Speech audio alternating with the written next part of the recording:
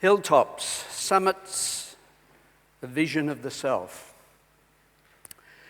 Over the past 20 years or so, I've had the opportunity of visiting many mountains on our planet. From taking students to Japan, I've been able to climb partway up Mount Fuji. I have stood in the foothills of the Himalayas on the Indian side and marvelled at the majesty of Mount Kanchenjunga, the third highest mountain in the world at 8,858 metres. And in Egypt, I struggled to get to the top of Mount Sinai in the heat, in the Sinai Peninsula, where Moses was supposed to have received the Ten Commandments. And travelling a number of years ago with Catherine in Scotland, we were able to climb Ben Nevis. And growing up in Ballarat, and I see Roger and Liz here today, my brother and I would ride our bikes to the top of Mount Buninyong and Mount Warrenheip, two old volcanoes, and take in the view of the countryside around Ballarat. And of course, in more recent days, we've witnessed the queue of people trying to ascend Mount Everest while the weather was still favourable. I remember as a small boy in 1953 seeing pictures of Sir Edmund Hillary and Tenzing, his Sherpa, on the roof of the world, the peak of Everest. And people have always aspired to climb the highest mountain simply because it was there. And in the last few weeks, it was reported that Nepali climbers have retrieved 4 bodies and collected 11 tonnes of old rubbish from Mount Everest and its approach below the base camp. And since Sir Edmund Hillary and Sherpa Tenzing Norgay climbed Everest in 1953, about 5,000 people have reached the summit of Mount Everest.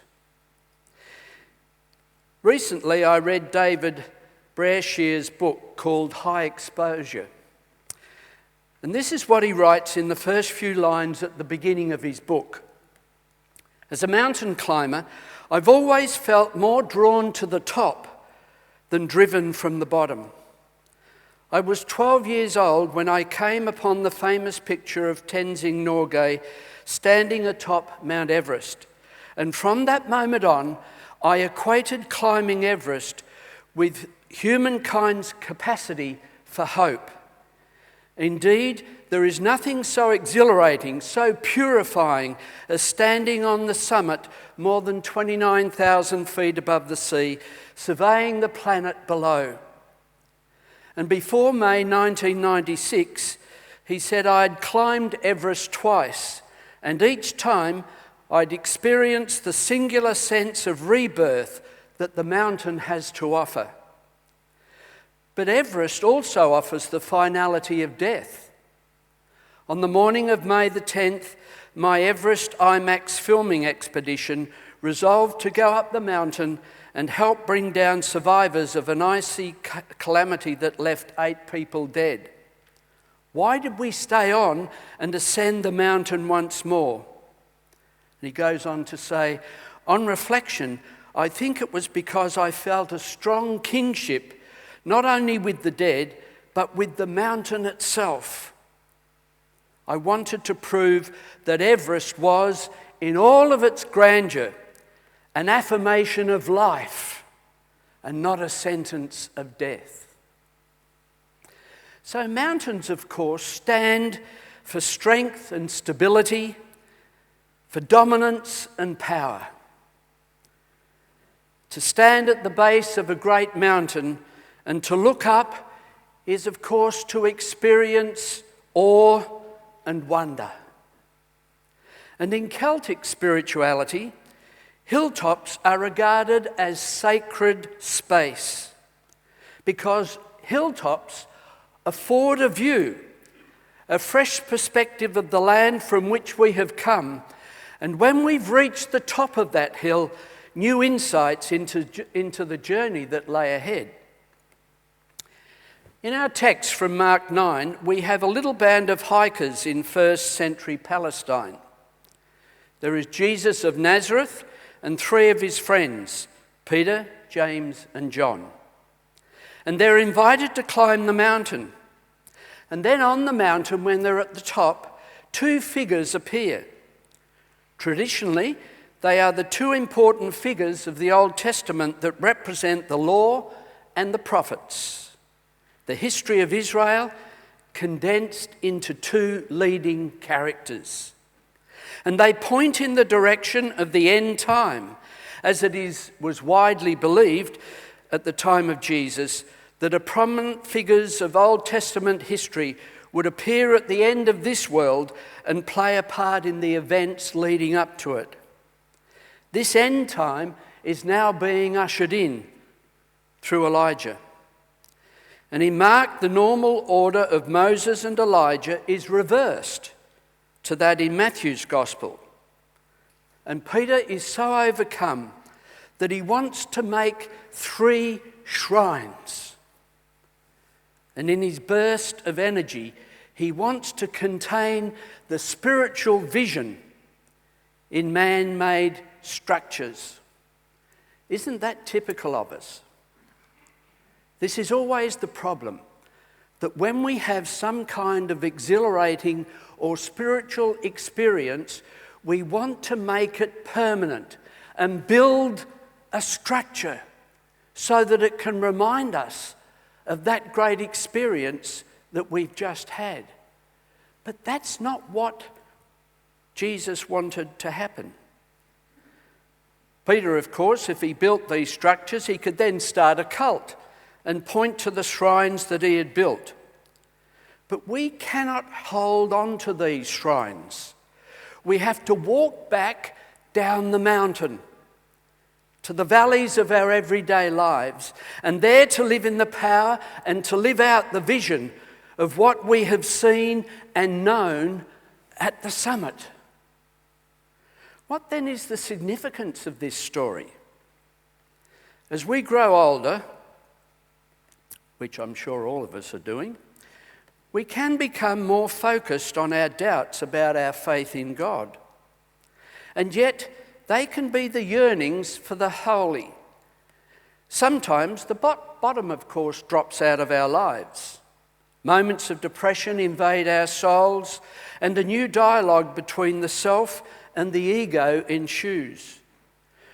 And the story asks me to identify with Peter, James and John in me that are being invited to a deeper awareness of the identity of myself, the Jesus centre of my life.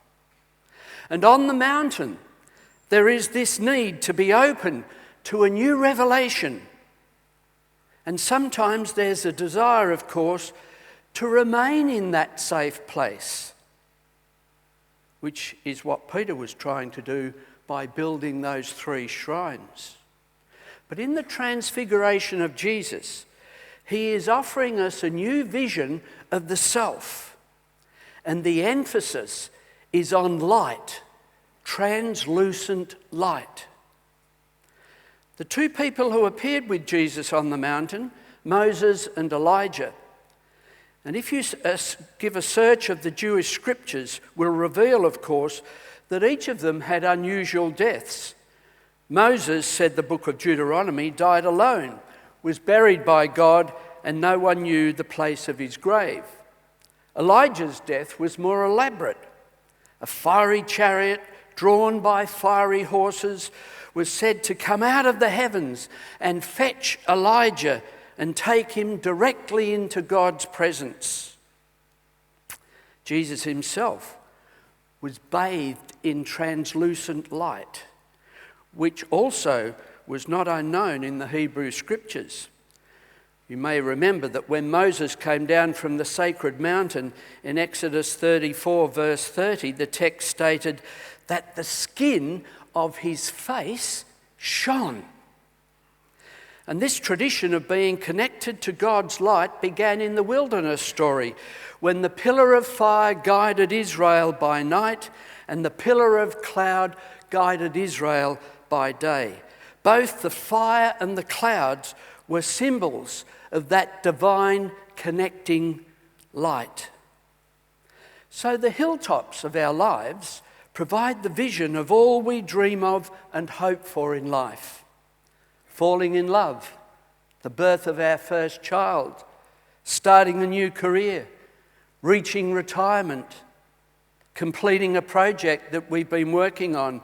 And these and many others open up the horizons of our deepest longings. But hills have to be climbed, and our visions have to be grounded to become reality. And turning the ideals of our vision into the reality of everyday life demands real effort. One of the great gifts of our hilltops in life, of course, is that of perspective. The world always looks different from the top of a hill or mountain. And the concerns and the attention that we give to little things in our lives become less pronounced as we look at the larger and wider landscape. Journey back as often as you feel the need to that inner hilltop and let it connect you to the larger patterns of your life. Many people who walk the hilltops of life sometimes complain that descending is harder than going up. I know for myself, when climbing Mount Feathertop in the Victorian Alps with a bunch of Year 10 students many years ago, that climbing up challenged my lungs, but coming down from the top took its toll on my knees. The journey down occurs very often when we're feeling tired and when we feel we have had to leave something behind which we've wanted to remember forever. The descent happens when our emotional resources are depleted, but we have to come down from the mountain and find our meaning in the chaos and the demands of everyday life, and allow the experience of the mountaintop to inspire and to nurture our souls. There's an old story about a man seeking the truth to the question of the meaning of life. He spends his whole life desperately searching all around the world for the answer to his urgent question. He talks to world and religious leaders, philosophers and poets. He eventually learns of a wise but reclusive guru living on the top of a forbidding mountain in the Himalayas, who can give him the ultimate answer to his question. So he arranges to get all of his equipment he'll need to make the difficult and strenuous climb to the top of the mountain. And he spends many days on the journey braving freezing weather, avalanches, rock slides. Physically exhausted, nearly delirious, he finally reaches, and I've lost my mic, that's all right, you can all hear me, can you? No, you can't. Okay. Don't know where it's gone. Oh, here it is. I've become unmiked. Yeah. That's all right, yep. That'll last the distance. Thanks. Thanks, Miles. So where was I in my story? Whoops, fallen off again. I'll just hang on to it like this for a little while. Okay, so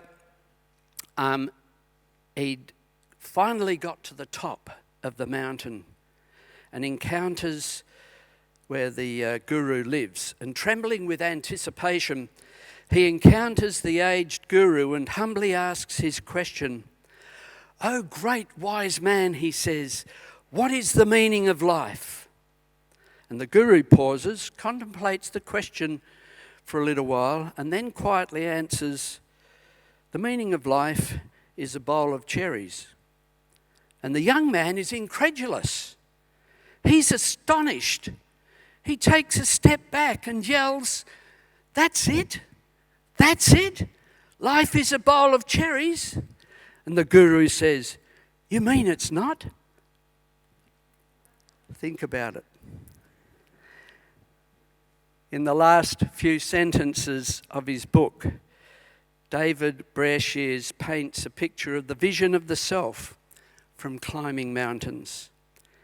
He says that there is a risk inherent in climbing mountains, such as Everest and so on. But he said it carries its own reward because it provides a profound sense of self-knowledge as anything else on earth. A mountain is perilous, but it is also redemptive. As he stood on the icy slopes and ridges of Everest, he was ready to descend the mountain and to go home. And from the peaks of human experience, that is always the task that we face together, to descend from the mountain and to go home. Our blessing. Go forth today, faithful servants. The world is waiting for us. The world is longing for those who bring in God's order of truth and love. Go forth as those who see and hear a new word for this day. And may God, the divine presence, be experienced beside us, a rock from the mountain of holiness, a tree of life in which you may find a nesting place, and a landscape of freedom and peace. Amen.